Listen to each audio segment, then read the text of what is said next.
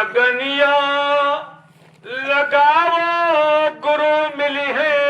जरूर लगनिया लगाओ गुरु मिली है। जरूर लगनिया लगाओ हरी मिली है। जरूर लगनिया लगाओ हरी मिली है। जरूर लगन लगाई द्रौपदी बहना ने। लगन लगाई द्रौपदी बहना आई के चीर बढ़ई है जरूर लगनिया लगाओ गुरु मिली है। जरूर लगनिया लगाओ गुरु। भाई बहनों, द्रौपदी का नाम सुना होगा। इसके 5 पति, और ऐसे वैसे पति नहीं, 10 हजार हाथियों का बल रखने वाले द्रौपदी के पति। लेकिन आज जुआ में द्रौपदी को हार गई। आज द्रौपदी जुए में हार गई। आज दुशासन उसके बाल केस पकड़ के घर से खींच लाया। और रजस्वला थी, कितनों विनती किया लेकिन नहीं मानी, केस खुले थे, वो खींच लाया। सभा में ले जाकर के और कहा तेरे वस्त्रों को उतार करके और तुझको नंगी करके तब माने। ए भाई बहनों, द्रौपदी ने पतियों की तरफ देखा, गुरुओं की तरफ देखा। एक से एक राजे महाराजे वीर बलवान बैठे थे, सबकी तरफ देखा कि एक अबला की लाश लुट रही है, कोई बचा ले। लेकिन दरबार में सब सर नीचे को किए बैठे हैं, द्रौपदी की कोई लाज नहीं बचा रहा। आप द्रौपदी ने कहा अरे अब तो हमारा कोई नहीं है। इसलिए जब इंसान का कोई साथी नहीं रहता है तब भगवान को पुकारता है, और पहले से भगवान को भज लो तो स्थिति नहीं आएगी। दुख में सुमिरन सब करें और सुख में करे न कोई, और जो सुख में सुमिरन करे दुख काहे का होई रे भैया दुख काहे का होई। आज द्रौपदी की निगाह जाती है भगवान कन्हैया के ऊपर। कन्हैया को पुकारा, भैया आ जाओ, अब तुम्हारे सिवा हमारा कोई नहीं। भगवान कन्हैया अपनी पत्नी रुक्मिणी के साथ पंसासार खेले। भाई बहनों, पंसासार फेंक दिया, भाग जैसे भगते हैं। आज रुक्मिणी ने हाथ पकड़ लिया, क्या हुआ, कहां जा रहे हो? अरे कहा देवी जी मेरी एक बहन है, उसकी लाज आज लुट रही, और भाई वही है जो बहन के लाज का मतलब किसी प्रकार की दिक्कत समस्या न हो उसे लाज करते। हर स्थिति में भाई बहन के लिए तैयार रहे उसे ही भाई कहते। भाव का भाई होता, भाई का भाव होना चाहिए। भाई बहनों, आज द्रौपदी ने रुक्मिणी ने मना कर दिया कि नहीं, मौसम खराब नहीं जाओगे। अरे कहा क्यों नहीं जाऊंगा, क्या बोले? अरे कैसे नाही जई भाई, कैसे नाही जई भाई हमका द्रौपदी पुकारती हुई है। कैसे नाही जई भाई हमका द्रौपदी पुकारती हुई है। द्रौपदी पुकारती हुई है, द्रौपदी पुकारती हुई है।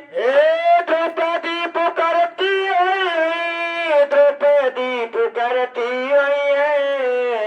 कैसे नाही गई भाई हमका द्रौपदी पुकारती हुई है। कैसे नाही गई भाई हमका। भाई बहनों, रुक्मिणी ने कहा 5 पति हैं। अरे कहा सुनो, धर्म के रे खंभा मैया पांचों पति बांधे हुई है। धर्म के रे खंभा मैया पांचों पति बांधे हुई है। धर्म के रे खंभा मैया पांचों पति बांधे हुई है। धर्म के रे खंभा मैया पांचों पति बांधे हुई है। हुआ उनका कोई नहीं, हम का गोहरौती हुई है। हुआ उनका कोई नहीं, हम का बोलौती हुई है। नहीं जई भाई हमका द्रौपदी द्रौपदी पुकारती हुई है, कैसे नहीं गई भाई हमका द्रौपदी पुकारती हुई है। बूढ़े ने कहा प्रभु वहाँ बहुत लोग देख रहे होंगे। अरे कहा नहीं नहीं वहाँ देखता होता कोई नहीं। वो कैसे है? अरे आखिर के रे अंधे हुई है, कानर के रे बहिरे हुई है, आखिर के रे अंधे हुई है, कानर के रे बहिरे हुई है, आखिर के रे अंधे हुई है, कानर के रे बहिरे हुई है, आखिर के रे अंधे हुई है, कानर के रे बहिरे हुई है। देती गारी कोई पाता हूँ से मारती हुई है। अरे कौन का गाड़ी देती दाता हो से मारती हुई है, कैसे नाही जइबे हम कहा द्रौपदी पुकारती हुई है। कैसे नाही दैबे हमका द्रौपदी पुकारती हुई है। द्रौपदी पुकारती हुई है, द्रौपदी पुकारती हुई है, द्रौपदी पुकारती हुई है, द्रौपदी पुकारती हुई है। कैसे नहीं दैबे हमका द्रौपदी पुकारती हुई है, कैसे नहीं दैबे हमका। बहनों आज भगवान कन्हैया भाग पड़े, भगवान कन्हैया वहां से भाग पड़े, दौड़ करके हस्तनापुर पहुंचते और साड़ी को बढ़ा दी। इतनी साड़ियां बढ़ा दिया, इतनी साड़ियां जोड़ दिया कि पूरा दरबार साड़ियों से भर गया। एक बहुत बड़ा पहाड़ उनके पिता धृतराष्ट्र जो अंधे थे उनके ऊपर गिरा। धृतराष्ट्र ने पूछा अपने मंत्री संजय से, ये क्या है? कहा तुम्हारा पुत्र एक अबला को, द्रौपदी को नंगी कर रहा दरबार में, पता नहीं कहां से धोतियां साड़ियां बढ़ रही, वही पहाड़ गिरा धोतियों। अरे कहा तब तो सर्वस्व नाश, तब तो सर्वस्व नाश। भाई बहनों आज द्रौपदी की लाज बची। लाज बची कब?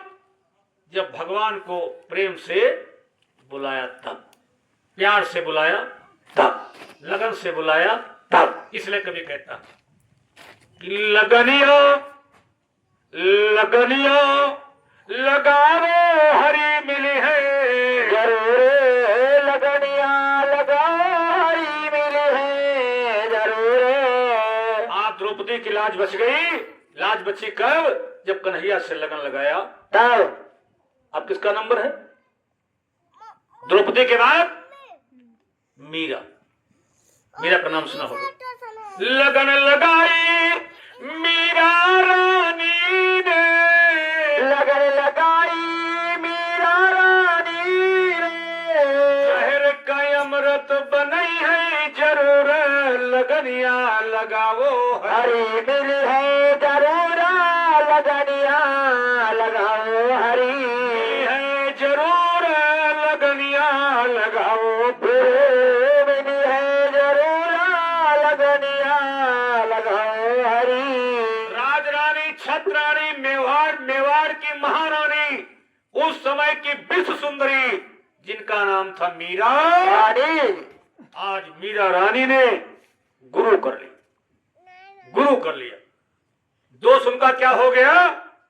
गुरु उन्होंने चमार को कर लिया, चमार को गुरु कर लिया। यही उनकी गलती थी, यही उनका दोष था। ए भाई बहनों राणा की आंखों पर पर्दा छाया हुआ है, आज उनको दोष लग रहा। कभी कहता सुनो, जाति न पूछो संत की और पूछ लीजिए ज्ञान, और मोल करो तरवार का पड़ी रहन दो म्याल रे भैया बड़ी रहा दो म्याल। बात पूछई ना कोई, और हरि का भजई सो हरि का होई, हरि का भजई सो हरि का होई। सब सुंदर सब मम उपजाए, सबसे अधिक मनुज मोहि भाए। परमात्मा कहता है कोई जाति पाति भेदभाव ऊंचा नीचा छोटा बड़ा नहीं, सब सुंदर सब मम उपजाए और सबसे अधिक मनुज मोहि भाए। जाति पाति पूछे ना कोई, हरि का भजे तो हरि का। आज मीरा के ऊपर आरोप लग गया कि तुमने चमार को गुरु कर लिया।